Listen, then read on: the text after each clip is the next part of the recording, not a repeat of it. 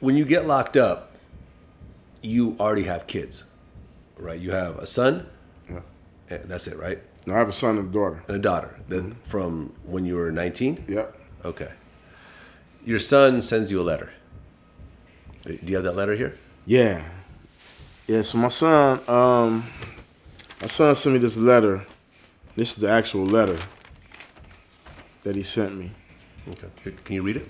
And so what was interesting about this letter was that it was different from other letters he had written me.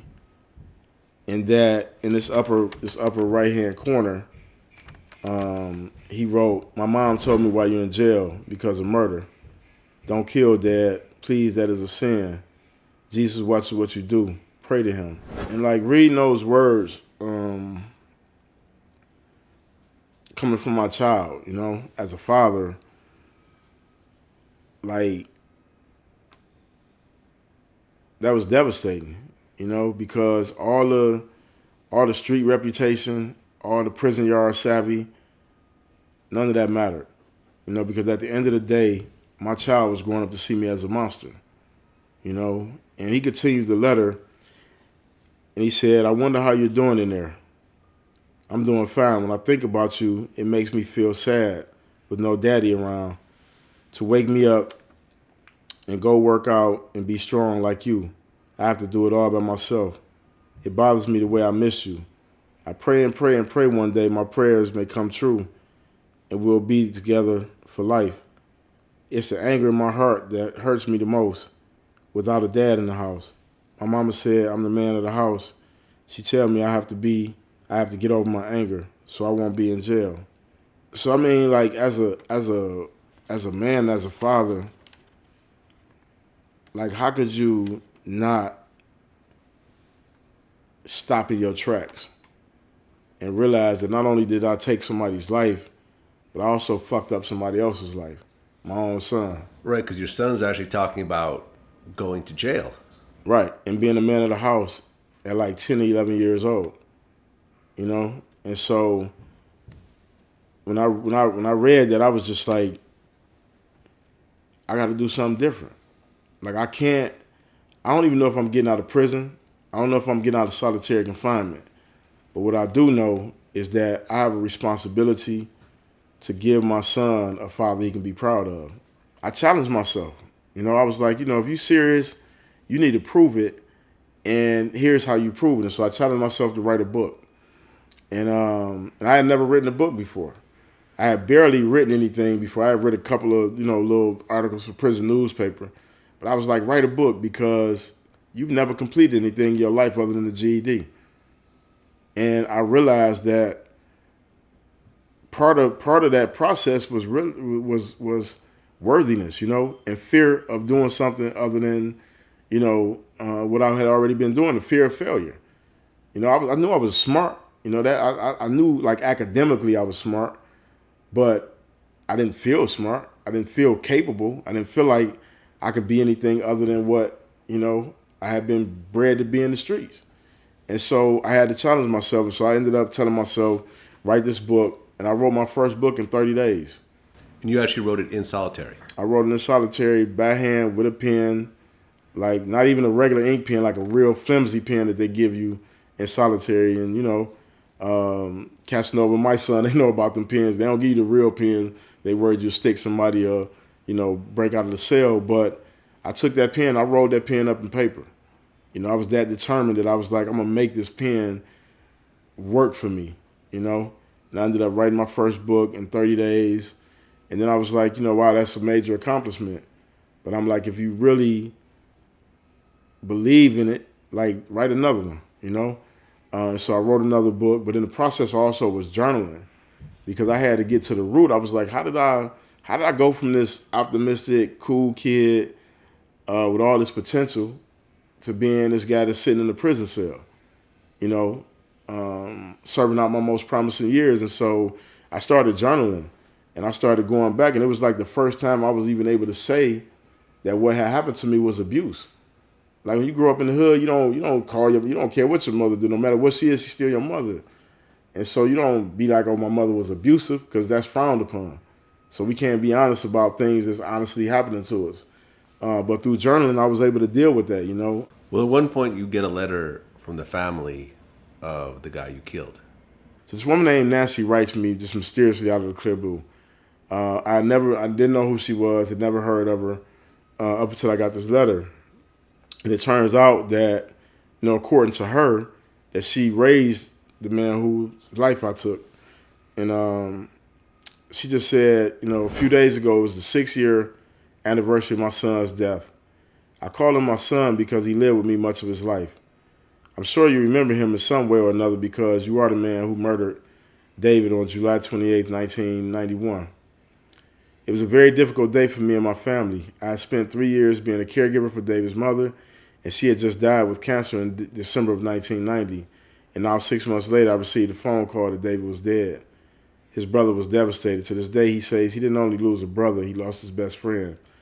David had a new baby son, which God had blessed him with. The baby was only 10 months old in July 1991. David never got to see his son celebrate his first birthday, or any of them. And it was also a very painful day on July 28th because it was my daughter's birthday. She and David were born only 3 months apart. Every year on her birthday, our hearts ache for the dear one we've lost. David also had 2 daughters. One is now in college, and although she is a very bright girl, she's having terrible bouts of depression because her dad is gone. The rest of our family tries to help her, but there's an emptiness in her life that no one else can fill. Now, and just, you know, when I was reading that, everything inside of me wanted to ball this letter up. Like everything. Because that was the moment when I came face to face with the humanity of the man whose life I was responsible for taking. Up until that point, it was just this blur of a moment, this 30-second blur of a night where I actually never saw fully like what he was. It was like 2 o'clock in the morning. But this letter just like really, you know, brought his humanity to me. And that was the thing that first penetrated my heart space.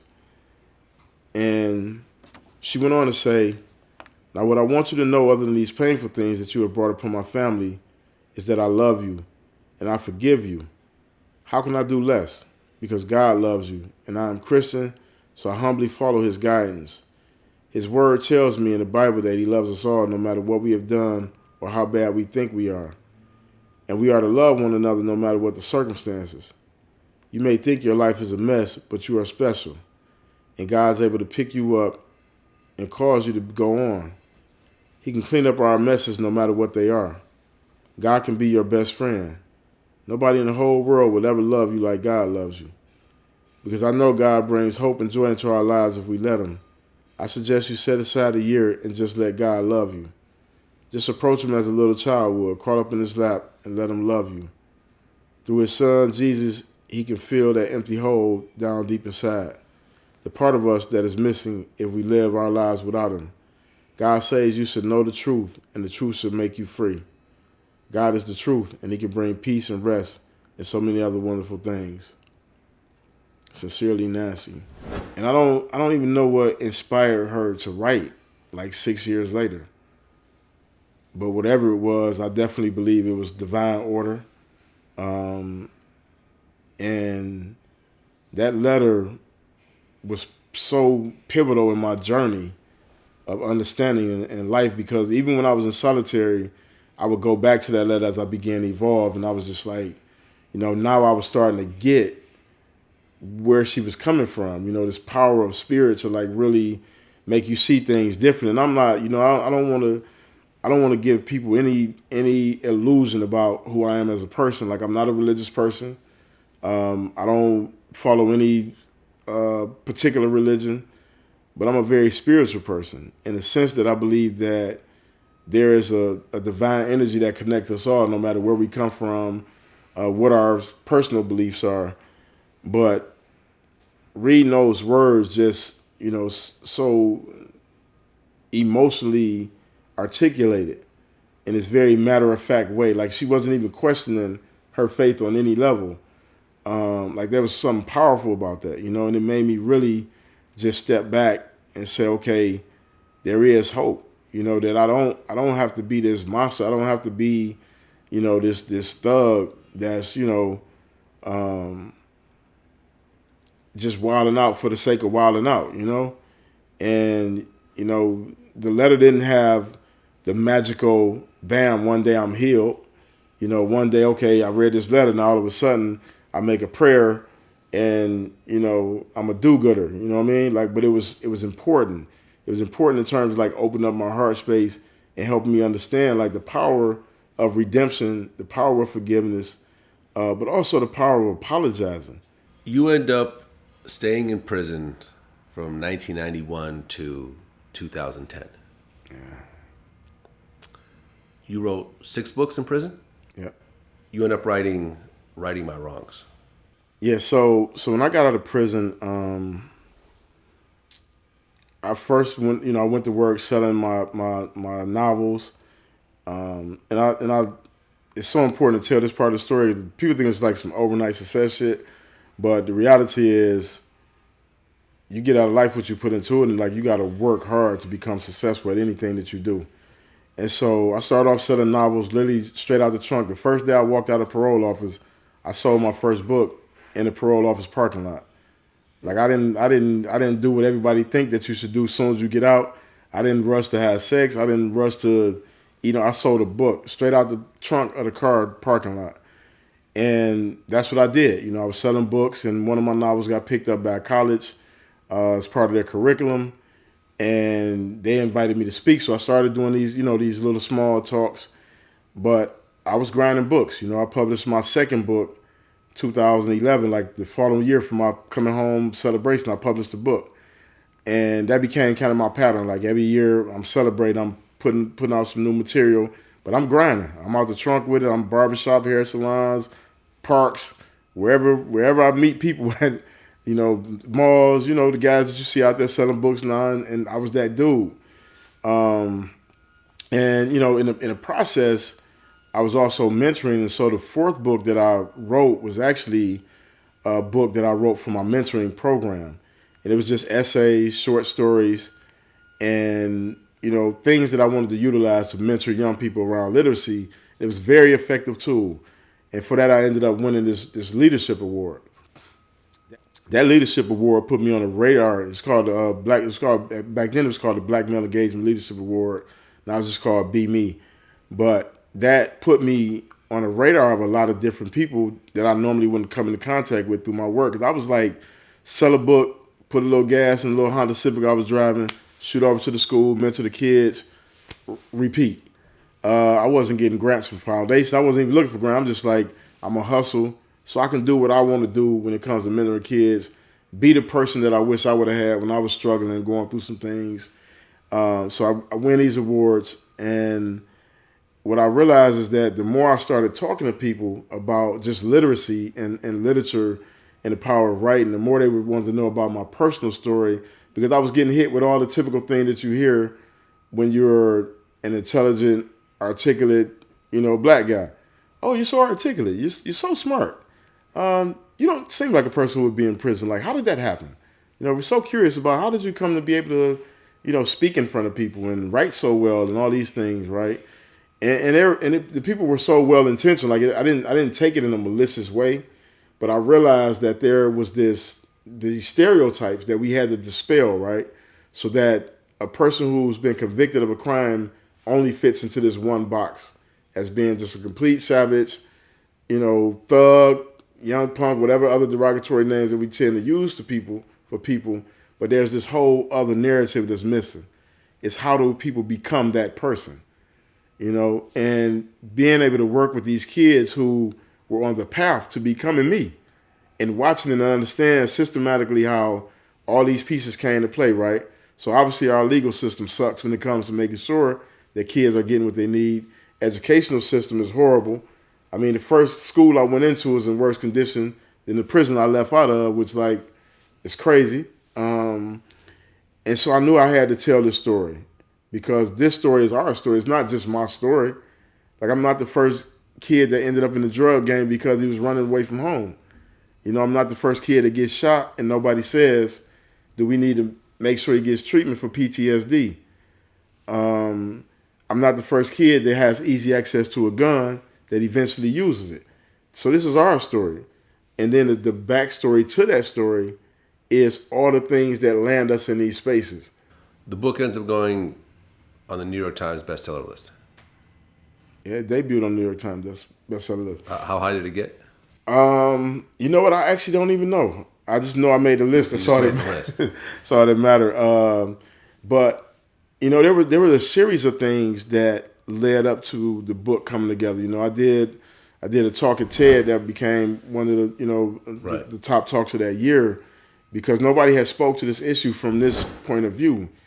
And so, you know, I originally self-published the book. That's what a lot of people don't really know. Really? I originally self-published the book. Wow. Yeah.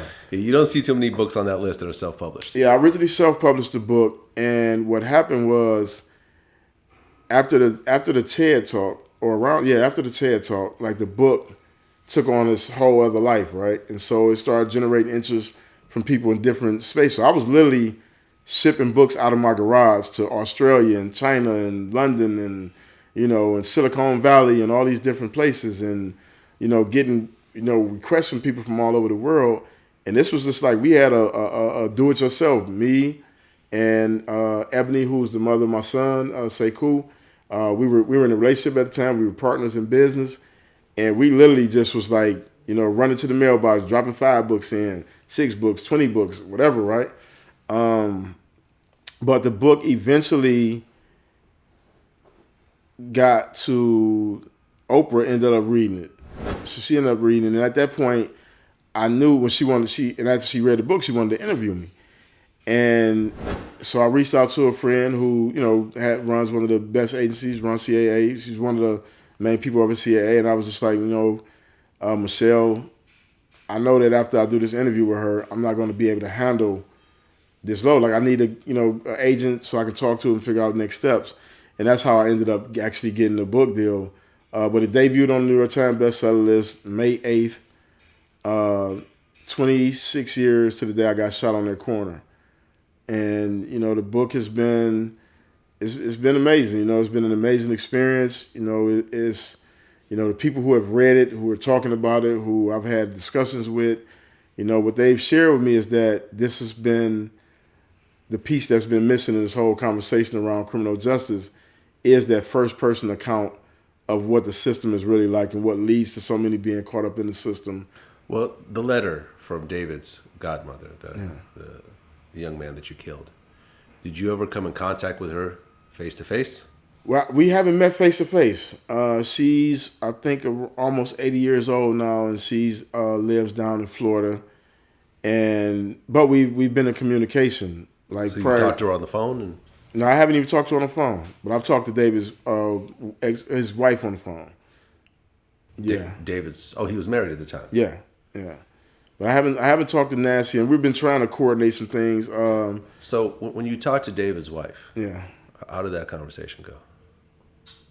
It's been a mixture of conversations. We've had a very up and down, and we have some very up and down interactions. You know, of course, there's a tremendous amount of hurt. You know, and I personally believe that healing is a process. And while you may feel that you've healed one day, the next day you may feel differently about it, you know? So we talked originally, she saw me on the news, reached out to me. I called her and we talked and she was like, you know, I forgive you. I'm proud of the work that you're doing and et cetera. And then I got sued by her later on, like probably about 2 months later. We went through a lawsuit. I prevailed in the lawsuit, and at that point, there was some negative interactions, and the thing with it is that even when the interactions were negative, like I always put myself in their shoes. You know, I always put myself in their shoes, so I never took it, you know, in any way that was like negative, you know, because I understand, I truly get it. Like I've lost loved ones, and I grew up in the streets, and I've seen all the things that come with that. But then we had a deep conversation, and it was powerful, you know, and really I got a chance to know David in a very different way, you know, and it makes my work that much more meaningful to me, you know, much more purposeful when I'm really working with kids who are struggling with some of these issues. And so, you know, I never know what the next call will be between her and I. You know, it could be good, it could not be, but you know, I always honor their family through my work. The son of David, do you ever expect to talk to him, or do you feel like there's still that, you know, type of anger? Because in a way, he could look at this and saying, I lost my father, and here's this guy making all this money off of my loss. And, you know, when that happens, you start thinking of revenge. You start thinking of trying to hurt the person back and so forth. Do those type of thoughts go in your mind? I mean, we were going through the lawsuit. Some of those things occurred to me. And, you know, again, I put myself in their shoes, you know, and I don't like the one thing about me is that I don't shy away from anything that I'm responsible for. And I would never not have a conversation with him whenever he wants to, whatever that looks like for him, you know.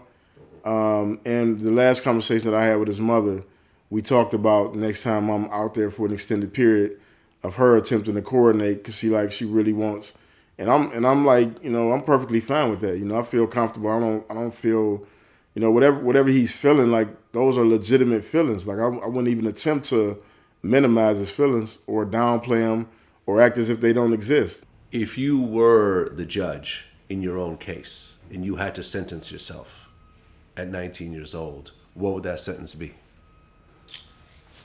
I don't know. It's always a tough thing to measure against our current system. You know, because even within the scope of our current system, I got a fairly lenient sentence. So you're saying you could have gotten life? I could have got life. Yeah. But what I would have done if I was a judge is I would want to know all of the circumstances of the person that I'm about to sentence to whatever number of years, right? I would really want to know who this person is. I wouldn't want to just treat it as a case file that we're removing from the docket because that's the easy thing to do. So holistically, I would have wanted to know that this person had been shot 16 months before. I think that's an important factor in understanding how somebody can shoot somebody else. As a judge, I would want to know that. You know, I would want to know that this young person has been engulfed in this street culture that stemmed from them running away from home. And that these are the things that occurred, happened to this person. Because I think when you give a more holistic picture, you're in a better position to adequately judge somebody else. Well, do you feel that every person who's in prison is redeemable, ultimately? I can say I've never met a person that I didn't feel was redeemable. Really? What I've met are people who have severe mental illnesses that need a different type of treatment other than being locked in a cell. Okay. So when you talk about child molesters, right, rapists, right, you know, the type of people that even the prisons shun, you know, I mean, the other inmates shun. Yeah. You feel that someone like that could still be redeemable and still come back into society? I feel that those people have mental illness. Like I don't even put them in the same category as crime. I think that's a mental illness that's rooted in most instances, childhood trauma that stemmed from them being molested and raped, and that cycle continues. I used to be one of those guys that used to be like, throw him off the tier. Like you can't be on the cell block if you're a rapist. It's I'm not gonna sit and act like I've always had this view of, redemption or understanding the difference between psychological mental issues and hustling and trying to survive. Those are two different things. So when I look at people who have committed those type of crimes or what's labeled as crimes, I don't see that as a criminal issue. I see that as a psychological mental issue. And because we don't have the mental institutes to deal with that, they just get tossed into prison, right, warehoused, and then they're put back out. And people are shocked when they do it again. Like prison doesn't fix you. I mean, if the president put you in charge of prisons, what would be a couple of things that you would change across the board? So one of the things I would do is I would decriminalize mental illness categorically and ensure that instead of dumping more money into prisons, that we actually get people the type of treatment that they need. I would eradicate the use of solitary confinement because I think it's basically torture. And if we're not smart enough to know how to manage people in a healthy way to prevent or minimize conflict, then clearly we're not doing our job. So I would eradicate that, period. I would restructure drug offenses. I just think it's really stupid that people get sentenced to prison for doing what they want to do to their own bodies and their own minds, when clearly you can go buy as much alcohol as you want to and tobacco as you want to. So I don't see how weed is even illegal or any other drug. If you're an adult, you should be able to do what you want to do to your body. It's your body. I wouldn't encourage you to do it, but if you want to do cocaine, then that should be your right to do that. So I would decriminalize most drugs. And I never get into the whole violent, non-violent, because I just think that's stupid. Like, honestly, it's the politically correct thing to say. I don't know many people who sold drugs that's non-violent. Like, you can't be successful at it and be non-violent. You just didn't get caught doing something violent. Right. So I don't believe in that idea that that's going to make the world safer is by differentiating between the two. I mean, the reality is people with violent offense are less likely to recidivate than anybody because the gravity of the consequence, you really understand some things differently. So what I would do instead is I would really invest in making sure that people, regardless of what they've been convicted of, get what they need to become healthy and whole again so they can become assets to society instead of liabilities. And it requires a wide range of things. It requires a holistic understanding of where people come from. And the reason we haven't done it, honestly, in this country, the reason that we don't do it is very different from Germany. And I'm happy you brought the Germany thing up. I was actually there when 60 Minutes was shooting. Oh, okay. I didn't even see the episode, but I was there when all that was being shot. That's the trip I was on. But I'm going to tell you why we don't do it in this country. For one, we cowards. We're cowards when it comes to talking about issues that make us uncomfortable, namely race. So a perfect example was this opiate crisis going on. Because that's impacting so many young white people in the country, now it's considered a crisis. And so there's these very intentional acts to figure out how not to lock these people up, but how to actually get them help. Right, whereas crack. It's like lock them up, throw away the key, lock them up for as long as possible, et cetera, right? So that's one of the issues, right, is race plays such a major role in why our current system is what it is, why we haven't really paid attention to it, why we've allowed it to continue to exist as it is. We talk about a post-race America. Collectively as a country, we're not there. We're, as a black man living in this country, prior to committing, getting caught up in the streets or whatever, wasn't seen as a citizen, a fellow citizen. My father spent 35 years in the military. And he can walk somewhere right now and get pulled over by the police and knocked upside the head like he didn't serve his country. Because we still had that disconnect and we don't see a problem when it's impacting black and brown communities the way we see it as a problem when it impacts white suburban communities. And until we get to that point, the system will be what it is. So I think that having honest dialogue, having honest conversations, having the hard talk, like I don't believe you can become friends with somebody until you can talk about things that make you uncomfortable. And I don't think that you can work and change the world until we can have those honest conversations and talk about things that make us uncomfortable. Shaka Senghor, this is definitely was an eye-opening talk. And I think what's important here is that when our younger viewers, when they see interviews like this, people grow up and they want to be a rapper, they want to be an athlete, they want to be a CEO, but you don't hear a lot of people saying, I want to be an author, I want to be a writer, because they don't see a lot of successful people that look like them that are successful authors. We hear someone who's had a New York Times best-selling book, been on Oprah, been on TED. You went to the White House at one point. White House, yep. Got kicked. Well, yeah, they wouldn't let you in initially, yeah, but then you came back. Yep, went to the White House. So you met Obama? I actually met him not at the White House, but I met him recently. Yeah. And it was like the coolest thing ever because he was like, "Hey, so I heard you wrote a book." I was like, "Yeah, I did." So it was like really great. Yeah. Yeah, but it's taken me a lot of places. Writing has taken me into worlds that I never even knew exist. I didn't know anything about TED, Silicon Valley. I just did Silicon Valley Reads. I mean, I've read in front of people all over the world, and I think one of the things I always tell young people is, you're a writer. You just don't even realize you're a writer. I'm like, if you get up and type something on social media, it means you're a writer. Yeah. And you're creating content. And so the thing is that there's power in the content you create, and there's value in being able to articulate yourself through the written word. There's power in journaling. That's something that's I think is so important for young people to write because it becomes your GPS system for where you're going in life, where you've been. It's really dope to be able to say that I'm actually a writer.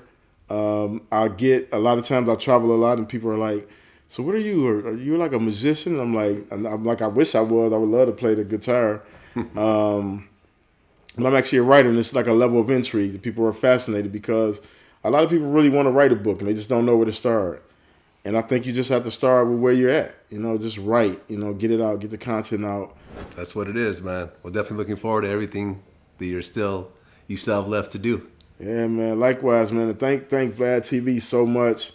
I've been inspired by y'all work for a long time, and Thank you. it keeps me, close to what's going on in the world in a real, honest, straightforward, true way. So shout out to y'all for giving me this opportunity, man, and I appreciate it.